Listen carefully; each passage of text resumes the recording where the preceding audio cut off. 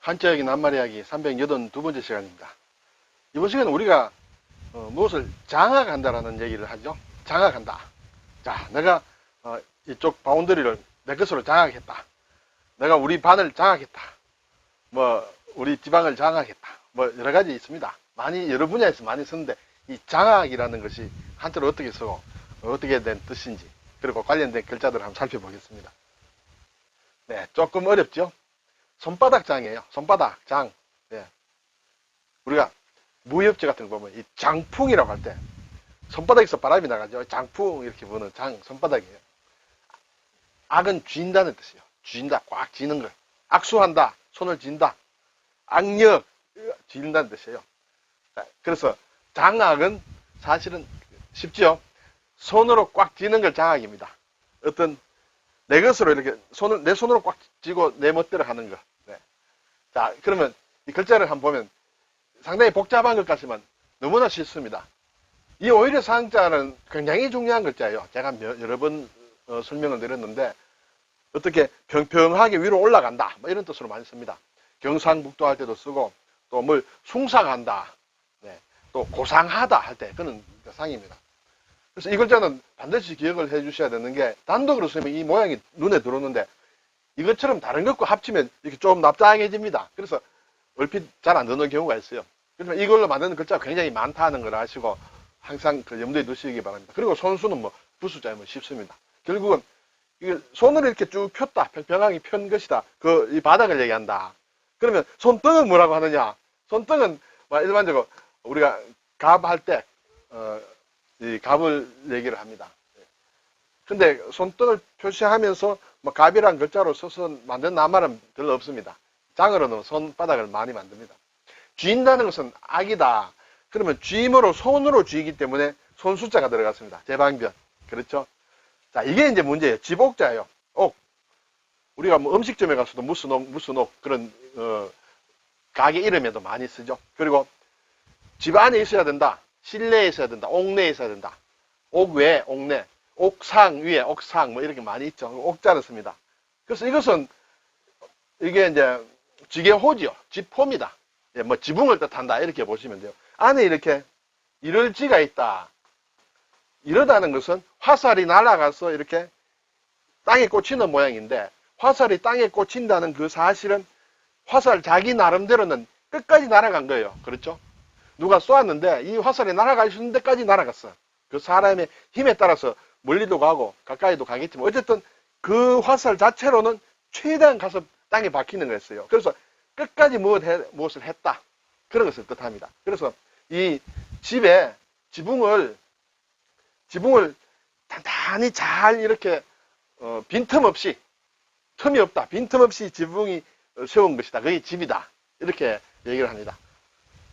또 어떤 사람은 화살을 날립니다. 화살을 날려서 그 도착한 곳에 집을 지어서 임시로 어떤 장례를 치는 그 어떤 집으로 삼는다. 건물로 삼는다. 그렇게 얘기하는 사람도 있습니다.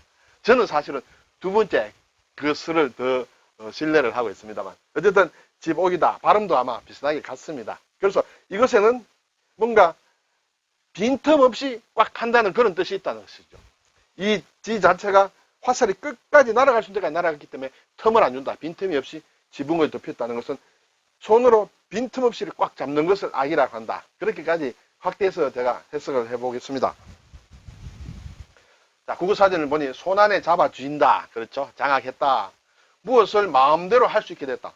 내 손에 딱 잡았기 때문에 내 손에 잡았으면 내 마음대로 하는 것입니다. 그래서 그때 비로소 뭔가 장악했다. 이렇게 되겠죠?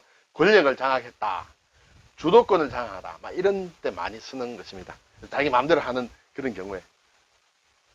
자, 이 장자 제가 말씀을 드렸는데 이제 손바닥 장입니다. 근데 경우에 따라서는 발바닥이라는 뜻으로도 쓰인다. 이렇게 사전에 나와 있습니다. 그리고 손바닥이므로 뭐 솜씨 같은 거 할 때, 또 수완이라 할 때 이런 뜻으로도 쓰이는데 이런 뜻으로 쓰인 낱말은 우리가 지금은 잘 안 씁니다. 네. 자, 그러면 이것이 만드는 그 낱말을 한번 보면 장악했다. 오늘 지금 나오는 장악입니다. 장중, 손바닥 안이라는 뜻이에요. 내 손 안에 있소이다 하는 장중, 내 손 안에 있소이다. 장중. 합장을 한다. 네. 손바닥 이렇게 두 개를 합친다. 손바닥을 합친다. 절을 할 때 이렇게, 특히 불교에서 이렇게 할 때 합장을 한다죠. 차장이다.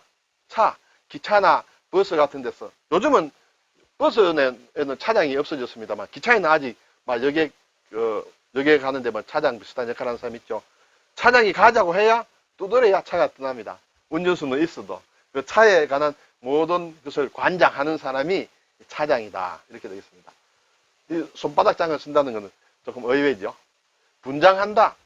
나누어서 담당한다는 뜻이에요. 자, 업무가 있는데 이 업무를 서로 나누어서 담당하자. 그것을 업무 분장이라고 하죠. 장갑 할 때도, 장갑은 물론 손에 끼므로, 물론 수갑이라고도 할 수도 있겠죠. 장갑. 이 갑은 이렇게도 쓰고, 이 손등을 뜻하는 갑, 이거를 이렇게도 씁니다. 사진에 이렇게 나와 있습니다. 그리고 관장한다.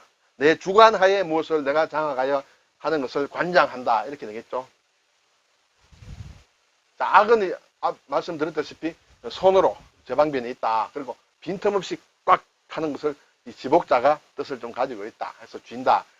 옥내, 옥외, 옥상. 그리고 가게 이름을 옥호라고도 하죠.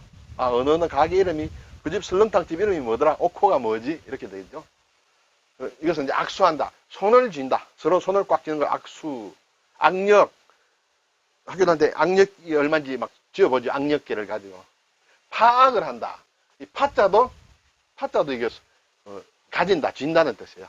손으로 쥔다. 손, 제방변에 있죠. 그래서 내 손에 딱 들어와야 이게 파악이 된다는 뜻이죠. 내가 파악을 한다는 것은 내 손 안에 딱 들어와야 된다. 파악이다.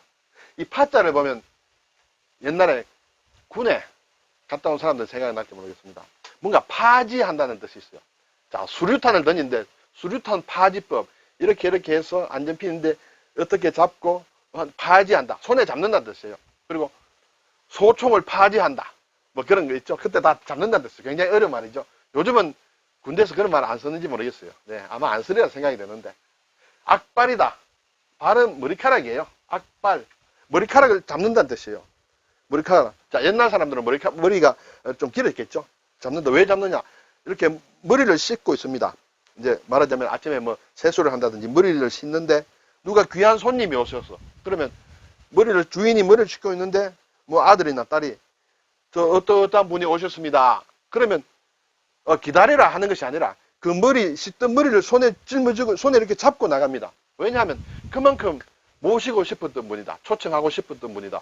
뵙고 싶은 분이다 할 때는 이 머리를 이렇게 말릴 겨를이 없어. 젖은 머리 그대로 쥐고 이렇게 물이 뚝뚝 흐르는 걸 쥐고 나간다. 그것이 중국 주나라 문왕이 이렇게 자기 인재를 구하기 위해서는 이렇게 하루에 3번이라도 머리를 잡고 나갔다. 악발을 했다. 또 밥을 먹다가 손님이 오면 입에 있는 것을 토해내고 또 손님을 맞이했다. 그 정도로 인재를 귀중하게 여겼다 해서 악발이라는 말이 있습니다. 뭐 이건 우리가 서지는 않겠지만은 그러한 유래가 있는 어떤 낱말로 이해할 수 있습니다. 자, 오늘 장악이다. 내 손으로 꽉 쥔다. 컨트롤이 내 손으로 컨트롤한다. 합장한다. 분장한다. 악수한다. 이런 말이 있습니다. 수고하셨습니다.